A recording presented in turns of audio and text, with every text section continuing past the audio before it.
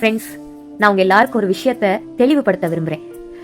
பழைய ஏற்பாட்டு விசுவாசிகள், தீர்க்கதரிசிகள் எல்லாரும் பரிசுத்த ஆவியானவரை ஒரு அளவோட தான் பெற்றுக்கொண்டிருந்தாங்க. அதாவது எலியாவின் இடத்துல எனக்கு ரெட்டிப்பான வல்லமை வேணும் அப்படின்னு சொல்றாரு. இதுவும் பெரிய விஷயம்தான். ஏன்னா எலியாவும் பெரிய காரியங்களை செஞ்சாரு, அதே போல எலிசாவும் அவரை விட பயங்கரமான காரியங்களை செஞ்சிருக்காரு. ஆனா நீங்க பாருங்க, புதிய ஏற்பாட்டு விசுவாசிகள் ஆகிய உங்களுக்குள்ளயும் எனக்குள்ளயும் பரிசுத்த ஆவியானவரே வந்துட்டாரு. அதாவது கிரைஸ்ட் அன்லிமிட்டெட் அவரே வந்துட்டாரு. இப்போ ரெட்டிப்பான வல்லமை வேணும் அப்படின்னு கேட்கறது பெரிய விஷயமா, அல்லது பரிசுத்த ஆவியானவரையே கேட்கறது பெரிய விஷயமா? கொஞ்சம் யோசிச்சு பாருங்களேன். ரெட்டிப்பான வல்லமை வேணும்னா நிச்சயமா அவர் தருவாரு, அபிஷேகம் வேணும்னா தருவாரு. ஆனா அது அவர் கொடுக்கிற ஒரு வரம். ஆனா பரிசுத்த ஆவியானவரையே நீங்க கேக்குறீங்க அப்படின்னா கிறிஸ்து உங்களுக்குள்ளே வந்து தங்கி இருக்கணும், அதை தான் நீங்க கேக்குறீங்க.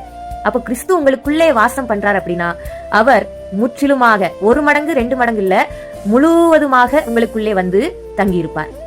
அதனால அவர் கொடுக்கிற வரங்கள், ஆசீர்வாதங்கள் எல்லாம் நிறைவாக இருக்கும்.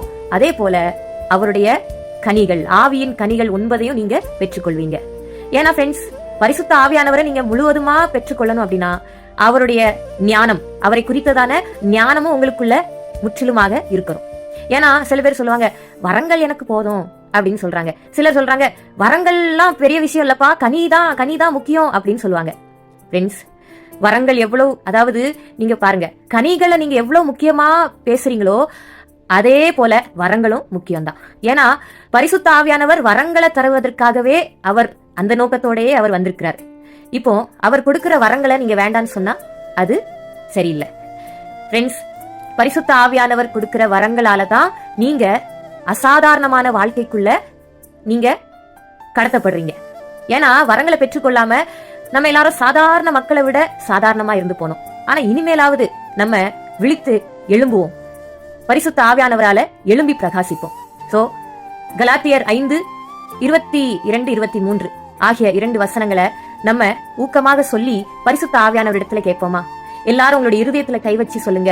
ஆவியின் கனியோ அன்பு, சந்தோஷம், சமாதானம், நீடிய பொறுமை, தயவு, நற்குணம், விசுவாசம், சாந்தம், இச்சையடக்கம். இந்த எல்லா கனிகளும் எனக்குள்ள வேணும் ஆவியானவரே, எனக்குள்ள நீங்க செயல்படணும் ஆவியானவரே அப்படின்னு சொல்லுங்க. அவர் நிச்சயமாகவே இயேசுவை போலவே உங்களை பிரகாசிக்க செய்வார்.